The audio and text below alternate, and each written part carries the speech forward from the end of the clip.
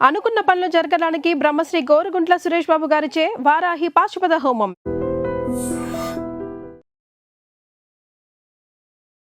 నమస్కారం. I dream ప్రేక్షకులకు స్వాగతం, సుస్వాగతం. ఆషాఢ మాసం వచ్చేసిందంటే మహిళల హడావిడి అంతా ఇంత కాదు. గోరింటాకు ఎప్పుడెప్పుడు పెట్టుకుందామా, ఎర్రగా పండిందా లేదా, ఇలా రకరకాల కథలు చెప్తూ ఉంటారు. అసలు ఆషాఢ మాసంలో గోరింటాకు పెట్టుకోవడం వెనుక కథ ఏంటి, ఎందుకు పెట్టుకోవాలి, ఎవరు పెట్టుకోవచ్చు, ఆషాఢ మాసంలో వచ్చేటటువంటి తిథులు, బోనాలు, ఇలా రకరకాల ప్రత్యేకతలు కూడుకొనుంది ఆషాఢ మాసం. దీనికి సంబంధించిన సమగ్ర సందేహాలను నివృత్తిపరచడానికి మనతో పాటు ఉన్నారు ప్రముఖ జ్యోతిష్యులు, వాస్తు పండితులు దేవులపల్లి బాలచంద్ర శర్మ గారు మనతో పాటు ఉన్నారు. వారితో మాట్లాడదాం. నమస్కారం గురువుగారు. నమస్కారం. ఆషాఢ మాసం మొత్తం చూసుకున్నట్లయితే పూజలు, పురస్కారాలు, బోనాలు, అసలు ఇన్ని ప్రత్యేకత. అసలు ఆషాఢ మాసం యొక్క ప్రత్యేకత ఏంటి గురువు గారు? గోరింటాకు అప్పుడే ఎందుకు పెట్టుకోవాలి అనేది చెప్పండి. శ్రీమాత్రే నమః, శ్రీ గురుభ్యో నమః.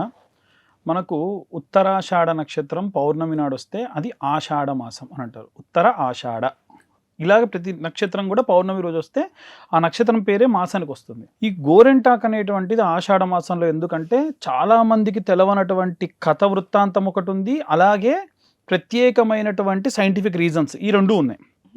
ఫస్ట్ కథ ఏమిటి అంటే, ఒకసారి పార్వతీదేవి శివుడి దగ్గరికి వెళ్ళేదానికంటే మునుపు ఆమె చేతికి, అంటే లోకమాత జగతస్పితరౌ వందే పార్వతీ పరమేశ్వర్, వాళ్ళకి తెలవనటువంటివా మనందరినీ ఉద్ధరించడానికి చేసేటువంటి క్రతువులు అవన్నీ.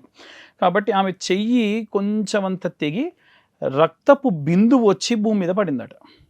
అలా పడ్డటువంటి బిందువు నుంచి మొలిచినటువంటి చెట్టే ఈ యొక్క గోరెంటాకు చెట్టు. అది పెరిగి పెద్దయిన తర్వాతకి అమ్మవారి దగ్గర, అప్పట్లో ఏంటంటే పర్వతాలు చెట్లు నడిచేవి, మనము సుందరాకాండ పారాయణంలో కూడా చూస్తే మైనాక పర్వతం రెక్కలన్నీ కూడా దాచుకుని సముద్రంలో ఉండి ఆంజనేయ స్వామి కోసం పైకొచ్చి, మీ వాయుదేవుడు మీ తండ్రి నన్ను కాపాడాడయ్యా, మా రెక్కలన్నింటినీ ఇంద్రుడు కోసేస్తుంటే జనాల మీద పడతామని చెప్పాడు. అలాగే చెట్లు కూడా కదిలేవి.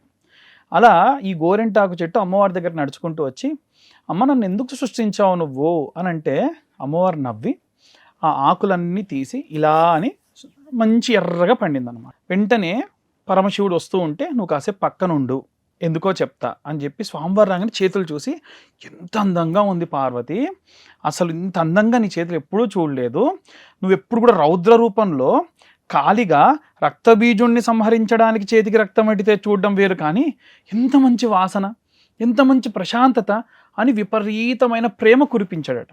వెంటనే అమ్మవారు కూడా ఆనందించి ఆ గోరెంటాకుకు వరం ఇచ్చింది. ఏమనంటే, నేను ఎప్పుడైతే ఇది చేశానో ఆషాఢ మాసం కాబట్టి, ఈ ఆషాఢ మాసంలో ఎవరైనా స్త్రీలు గనక చేతికి ఈ యొక్క గోరెంటాకు ధరిస్తే వాళ్లకు ముత్తైదుతనము, ఐదవతనము నిండుగా ఉంటుంది, విశేషంగా భర్త ఆయుష్ మంచిది, వాళ్ళ ఆయుష్ మంచిది, వంశాభివృద్ధి కూడా కలుగుతుంది అని వరం ఇచ్చిందట. అందుకని ఆషాఢ మాసంలో గోరెంటాకు పెడతాం. ఇది కథ.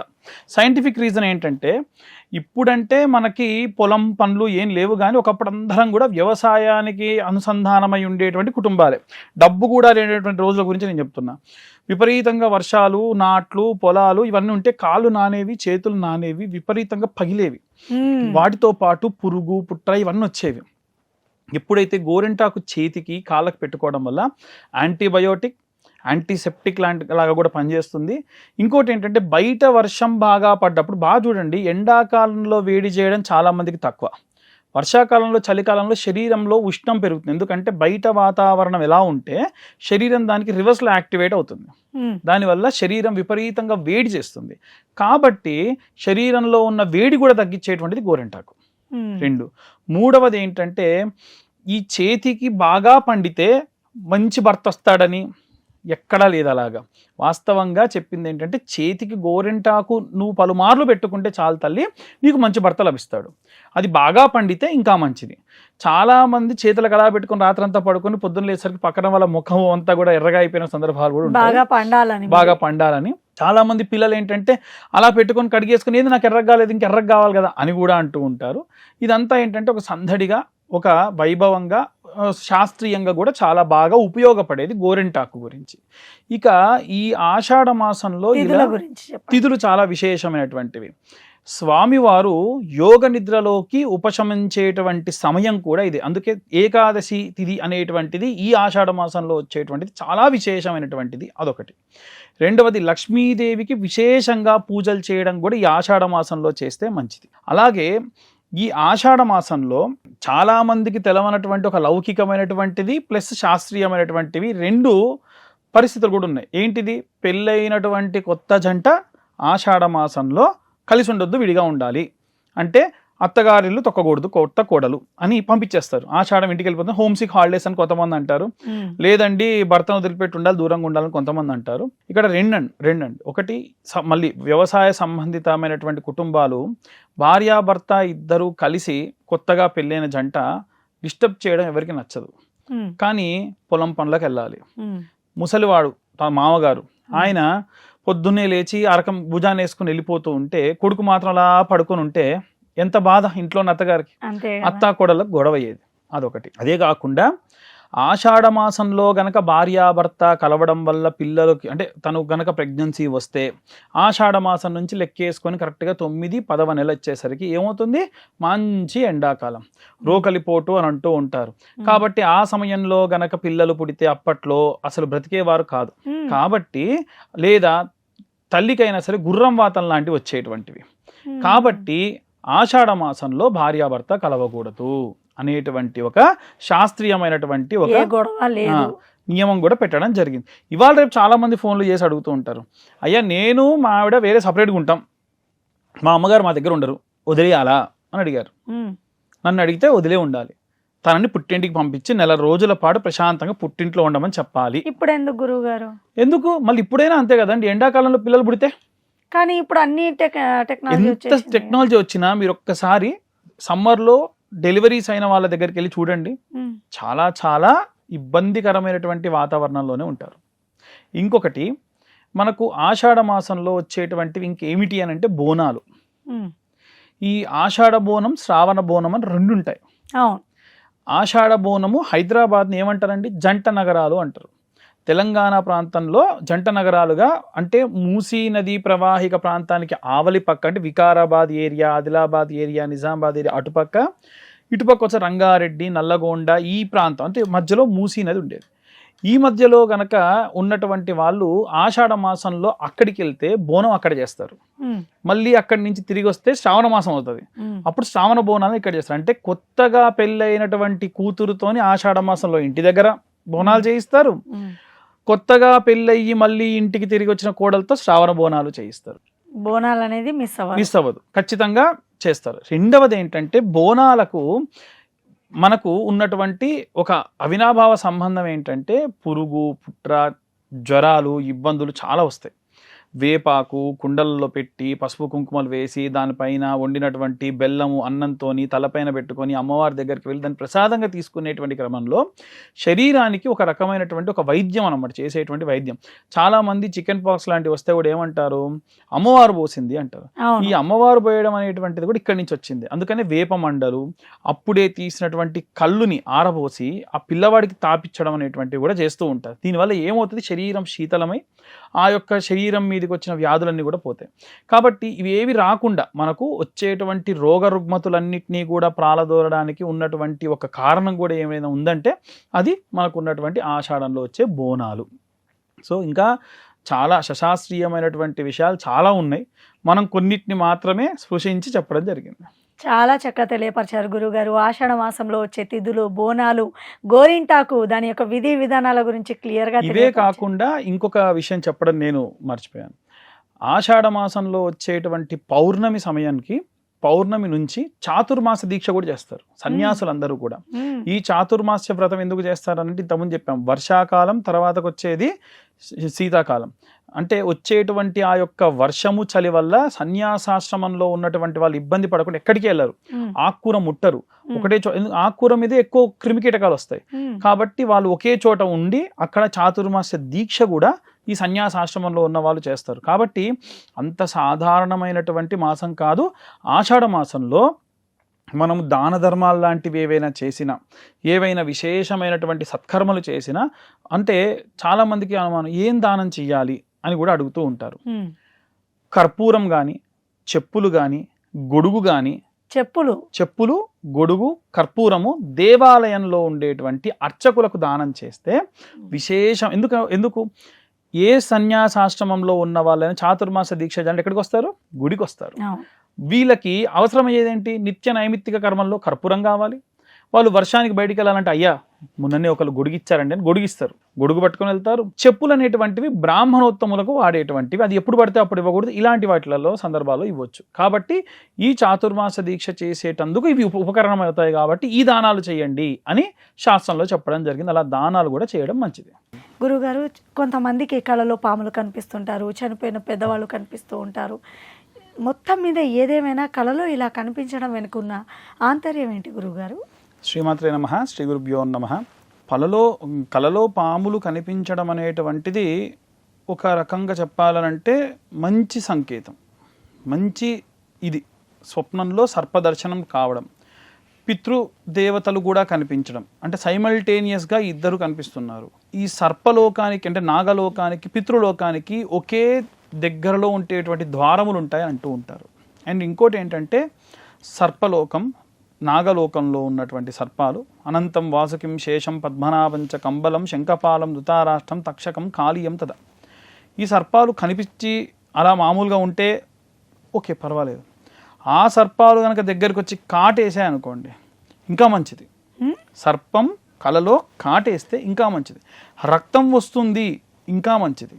ఒక రకమైనటువంటి సర్పం కాదు, చాలా రకాల సర్పాలు కనిపిస్తున్నట్టు ఇంకా మంచిది. అంటే మనకు ఉన్నటువంటి సర్పదోషాలు ఏమైనా ఉండి మనం పూజలు చేయించినా ఆ పూజ సక్సెస్ఫుల్గా జరిగింది అనేటువంటిది ఏదైనా జరిగినా అదొక మంచి సంకేతం. వచ్చి అలా కాటు వేసేసి వెళ్ళిపోతుంది. అంటే నిజ జీవితంలో జరిగేటువంటి విషయాన్ని మీరు ఎలా అంటే మామూలుగానే సర్పం చూస్తే చాలామందికి 90% మందికి ఒళ్ళు గగురు పెడుతుంది. రెండవది భయపడతారు. పారిపోతూ ఉంటే కాటేసిందనంటే స్తబ్దత చెందిపోయి ఇక నేను చనిపోయానని వాళ్ళు ఫిక్స్ అయిపోతారు. ఆ తర్వాతకి కళ్ళు తెరిచి భయపడి ఉలిక్కి పడలేస్తారు. ఇదంతా కూడా నిజ జీవితంలో జరిగితే మనిషి ఏమవుతాడు? ఉండడు. కలలో జరగడం వల్ల అతనికి ఉన్నటువంటి శారీరకమైనటువంటి జాతకరీత్యా ఉన్నటువంటి సర్పదోషాలు ఏమున్నా పోతాయి అని అర్థం. అంతవరకు ప్రాబ్లం లేదు. పితృదేవతలు ఎవరన్నా కనిపిస్తున్నారు, పితృదేవతలు అంటే ఎవరు కనిపిస్తున్నారు అనేది కూడా మనం ప్రామాణికంగా తీసుకోవాలి. ఉదాహరణకు మన తాత నానమ్మలు ఎవరైనా సరే, బాబాయిలు పెద్దనాన్నలు చెప్తాను, తాత నానమ్మ తాత అమ్మమ్మలు ఎవరైనా సరే గతించి వారు కనిపిస్తూ ఉన్నారంటే వారు మీకు ఏం చెబుతూ ఉన్నారు, వారు అందులో సంతోషంగా ఉన్నారా బాధపడుతూ ఉన్నారా అనేటువంటిది మనం ప్రామాణికంగా తీసుకోవాలి. ఈ బాబాయిలు ఇవంతా సెకండ్. ఫస్ట్ మనం మన యొక్క టెరిటరీ వచ్చేటువంటిది ఎక్కడి నుంచి వస్తుందో వాళ్ళు ఎలా ఉన్నారు, పోని చనిపోయిన తల్లి తండ్రి ఎలా ఉన్నారు, ఎలా కనిపిస్తున్నారు, వాళ్ళు ఆనందంగా ఉన్నారు అనుకోండి, సంథింగ్ మీ ఇంట్లో ఏదో శుభకార్యం జరగబోతుందని అర్థం, మంచి జరగబోతుంది, వాళ్ళు ఏదో దీవిస్తున్నారు. వాళ్ళు గనక మనం ఏదో ఇంట్లో శుభకార్యం పెట్టుకున్నాం, వాళ్ళు చాలా బాధగా కనిపిస్తున్నారంటే మీరు వాళ్ళని గుర్తించట్లేదని అర్థం. ఉదాహరణకు మనకు పెళ్ళిళ్ళలో ప్రతి ఒక్కళ్ళ ఇళ్ళలో ఉన్న ఆచారం ఏంటంటే మనం మొట్టమొదలు పెళ్ళికి సంబంధించిన కార్యక్రమాలు స్టార్ట్ చేసినప్పుడు మన పితృదేవతలకు బట్టలు పెట్టుకుంటాం. వాళ్ళ ఫోటోల దగ్గర వాళ్ళకు కొంత బట్టలు పెట్టి ఎవరో ఒకరికి ఇవ్వడం పెద్దలు, అది వాళ్ళ ఆచార వ్యవహారాల ప్రకారంగా ఉంటుంది. అలాంటివి కూడా చెయ్యట్లేదు అన్న. ఒకవేళ చాలామంది చేసే పెద్ద తప్పు ఏంటంటే మా అమ్మాయి పెళ్లి పెట్టుకున్నాం, ఎంగేజ్మెంట్ అయింది, మధ్యలో తద్దినం వచ్చింది, స్కిప్ చేసినాం. పితృదేవతల కార్యక్రమాలు ఎంత చేస్తే నీ కార్యక్రమాలు అంత సద్గతులు పొందుతాయి, ఖచ్చితంగా ముందుకెళ్తాయి. అలా కాకుండా నా పితృదేవతలకి ఏముంది తద్దినాలు చేయడం అవసరమా అని పక్కకు పెట్టేస్తే ఖచ్చితంగా నెగిటివ్ రిజల్టే మీకు వస్తుంది. ఇవే కాదండి, పితృదేవతలు పదే పదే స్వప్నంలో కనిపించి వాళ్ళ ముఖ కవలికలు బాలేవు అనుకున్నా, ఇన్ కేస్ ఒకవేళ మీ నిజ జీవితంలో కూడా పిల్లలు పుట్టట్లేదు, వంశాభివృద్ధి అనేటువంటిది లేదు, పితృదేవతలకు మంచి చేస్తేనే వంశాభివృద్ధి వస్తుంది. అది ఎలా వస్తుందో కూడా చెప్తాను. పిల్లలు పుట్టట్లేదు, ఇంట్లో ఎవరైనా అంగవైకల్యంతో పుట్టారు, లేదు సూసైడ్ చేసుకొని రిపీటెడ్గా వంశపారంపర్యంగా ఎవడో ఒకటి చనిపోతూ ఉన్నాడు, లేదు వివాహం అంటే సుముఖత లేకుండా వివాహం చేసుకోకుండా ఉన్నారు, లేదు 60 సంవత్సరాల వయసు కూడా దాటక ముందే వాళ్ళు చనిపోతూ ఉన్నారు, లేదు జాతకంలో 9వ స్థానంలోనో 12వ స్థానంలోనో పుట్టిన పిల్లవాడికి రాహుదశ అనేటువంటిది ఉందనుకోండి, అంటే తాత ఉన్నాడు మనవడికి అలా ఉందనుకోండి, ఇవన్నీ పితృదోషాలు. వీటికి ఏం చేయాలి? ఒక్కసారి మనం కాల్ బ్యాక్ చేసుకోవాలి. మనం ఇంట్లో చేసేటువంటి పితృ కార్యక్రమాలు తద్దినాలు చేస్తున్నామా లేదా, ఆబ్దిక కర్మలు చేస్తున్నామా లేదా, ఆబ్దికాలు అందరూ చేయరండి, లేదు. మనకు పితృపక్షం అనేటువంటిది వచ్చినప్పుడు పెత్తర దినాలు అంటారు తెలంగాణలో. ఆ సమయంలో ఉన్న 15 రోజుల్లో వారు ఏ తిథి రోజు చనిపోతే ఆ తిథి రోజు మనం కార్యక్రమం చేస్తున్నామా లేదా, అది కూడా లేదు. పెత్తర అమాస అంటారు, అంటే పోలాల అమావాస్య అని అంటారు. అమావాస్య రోజు గనక వారికి పిండ ప్రదానాలు, నువ్వులు నీళ్ళు వదిలిపెట్టడమో చేస్తున్నారా లేదా, అవి కూడా చేయకపోతే వంశం అభివృద్ధి చెందదు. ఎందుకంటే ఒక వ్యక్తి 60-70 సంవత్సరాలు కష్టపడి చెమటోర్చి రక్తం మాంసం వడ్డి ఉన్న పిల్లల్ని పెంచాడండి. పెంచిన తర్వాతకి అతను పెంచడంతో పాటు ఏం చేస్తాడు, నా వంశం బాగుండాలని చెప్పి పోయి అన్నదానాలు చేశాడు, యాగాలు చేశాడు, హోమాలు చేశాడు, రక్తం లేదు ఇబ్బంది ఉందంటే రక్తం ఇచ్చాడు ఒకళ్ళకి వెళ్ళి, ఎవరైనా చావు బతుకుల మధ్యలో ఉంటే సహాయం చేశాడు. ఇదంతా కూడా ఏమవుతుంది, ఏ బ్యాంకు, భగవంతుడు అనేటువంటి ఒక బ్యాంక్ ఉంటుంది, ఆ బ్యాంకులో డిపాజిట్ అవుతుంది. ఈయన చనిపోయిన తర్వాత అడుగుతారు ఏం చేయాలి అంటే, నాకు కార్యక్రమాలు వాడు చేశాడా ట్రాన్స్ఫర్ చేయండి. ఇలా కూడా ఉంటుంది ఖచ్చితంగా 100% వాడు కార్యక్రమాలు పితృదేవతల కార్యక్రమం అంటే అతనికి చేయడంతో పాటు వీళ్ళ నాన్నకి వాళ్ళ నాన్నకు కూడా పోతాయి కదమ్మా, 7 తరాలకు చెందుతుంది. కాబట్టి నా 7 తరం, అందుకే పిల్ల పెళ్లి చేస్తున్నప్పుడు ఒక మంత్రం ఉంటుంది, మయా సహా దశపూర్వేషాం దశాపరేషాం మతువంశానాం మాతృనాం నరకా దుతీర్య పుణ్యలోక స్వర్గలోక జిగీషయ. కన్యాదానం చేస్తే అటు 10 తరాలు ఇటు 10 తరాలు తెలిసి తెలవక చేసిన దోషాల వల్ల ఎవరైనా గతించి ప్రేతంగానో ఏదో రకంగా ఉన్నటువంటి వాళ్ళు ఎవరైనా ఉంటే అటు ఇటు కాకుండా కొట్టుమిట్టాడుతుంటే వాళ్ళ దోషాలు పోవుగాక. ఇంతగా నేను పెంచి పెద్ద చేసిన అమ్మాయిని కన్యాదానం చేస్తూ ఆ ఇంటిని ఉద్ధరిస్తున్న కారణం చేత ఆ పుణ్యము నా 10 తరాలు, నా భార్య 10 తరాలు, నాదే కాదు భార్య యొక్క 10 తరాలు, మా తల్లిగారి 10 తరాలు అందరూ కూడా ఉద్ధరణ చెందుగాక అని అంటారు.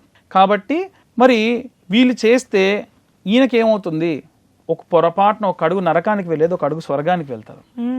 అటు వాళ్ళకి లాభము ఇటు వీళ్ళకి లాభం. అవి చెయ్యకపోతే ఖచ్చితంగా ఇబ్బందే. దానికోసమే మనకు గోకర్ణ క్షేత్రం అని ఉంటుంది. ఈ గోకర్ణ క్షేత్రంలో విశేషంగా పితృదోషాలు పోవడానికి అక్కడికి వెళ్ళినప్పుడు ఏం చేస్తారనంటే, వేరే చోట కూడా చేస్తారండి. గోకర్ణ క్షేత్రంలో మేము స్వయంగా తీసుకెళ్ళి చేయిస్తున్న సందర్భాలు ఉన్నాయి కాబట్టి ప్రతి నెల మహాశివరాత్రికి తీసుకెళ్తాం. అప్పుడు నిన్న వెళ్ళి వచ్చినటువంటి సందర్భం కూడా ఉంది. అక్కడ ఏం చేస్తారనంటే త్రిపిండి శార్ధం అంటారు. 3 కూడా ఎర్రటి కుంకుమతోని పసుపుతోని నల్ల నువ్వులతోని 3 ఉండలు చేస్తారు. దాన్ని త్రిపిండి శార్ధం అంటారు. పంచమ పిండాలు అంటారు, అంటే 5 పిండాలు అన్నంతో చేస్తారు. 10 దశమ పిండాలు అంటారు, 10 పిండితో చేస్తారు. ఇలా చేసి పితృదేవతన వసు రుద్ర ఆదిత్య మోక్ష నారాయణ్ణి ఆవాహన చేసి, మోక్ష నారాయణ బలి అంటే చాలామంది చంపడం అనుకుంటారు, బలి అని అంటే పెట్టేటువంటి నైవేద్యం. పితృదేవతలకు అలా నైవేద్యం పెట్టి పంచసూక్త పారాయణం చేసి 3 పురోహితులతోని ప్రాయోచిత తిలాహోమం చేస్తారు. ఇలా చేసితే పితృదోషం పోతుంది. వచ్చిన తర్వాత మాత్రం మళ్ళా పితృదేవతలకు సంబంధించినటువంటి తిథులు వచ్చినప్పుడు చెయ్యాలి. చెయ్యకపోతే వాడి వంశం ఎప్పటికీ కూడా అభివృద్ధి చెందదు. పిల్లలకు పెళ్ళిళ్ళు కావు, పిల్లలు గారు, ఉద్యోగాలు రావు, అంగవైకల్యంతో సూసైడ్ చేసుకొని చనిపోయిన ఇబ్బందులతోనే ఉంటారు. ఎందుకంటే మరి అతను కట్టుకున్న సామ్రాజ్యంలో నువ్వు ఉంటున్నప్పుడు అతనికి నువ్వు చేయకపోతే అతను ఎలా సంతోషిస్తాడు? అతను ఇంత చెడ్డవాడైనా కానివ్వండి, తండ్రి నిన్ను విపరీతమైన టార్చర్ పెట్టుండొచ్చు కాక, అతనికి చేస్తే అతను సద్గతులు పొందితే నువ్వు నీ తర్వాత తరాలు చాలా బాగుంటారు. కాబట్టి అలా ఉండాలి, అలా చేయాలి. ఇలా చేయడం వల్ల సంతోషంగా ఉంటారు. చాలా బాగా తెలియపరిచారు గురువు గారు. నిజంగా పితృదోషాల నుంచి బయటపడాలి, ఆ కుటుంబం అంతా బాగుండాలి అంటే ఏం చేయాలో మా ప్రేక్షకులు వివరంగా తెలియపరిచినందుకు మీకు ధన్యవాదాలండి. సో ఇదండి, మరి మరో చక్కని అంశంతో మళ్ళీ మీ ముందు ఉంటాను. నమస్తే. And for more videos, Please subscribe to iDream. Please subscribe to iDream. Please subscribe iDream. And please subscribe to iDream. For more videos, subscribe to iDream. please like, share and subscribe to the channel. Congratulations, iDream. Subscribe to iDream. Subscribe to iDream. So subscribe to iDream Media. iDream ki iDream team andarki huge congratulations. Please subscribe iDream Media. Please subscribe to iDream. Subscribe iDream. Please subscribe to iDream. iDream అంటే నా కళల ఛానల్ను subscribe చేసుకున్న నోరు తిరుగుతలేదు, మీరైతే గంట గుర్తు కొట్టండి. For more such videos, please subscribe to iDream. Subscribe to iDream. Please subscribe to iDream. Please subscribe iDream Media. Please do subscribe to iDream. Please subscribe to iDream Media. For best entertainment and information, please subscribe iDream. And don't forget to subscribe to iDream.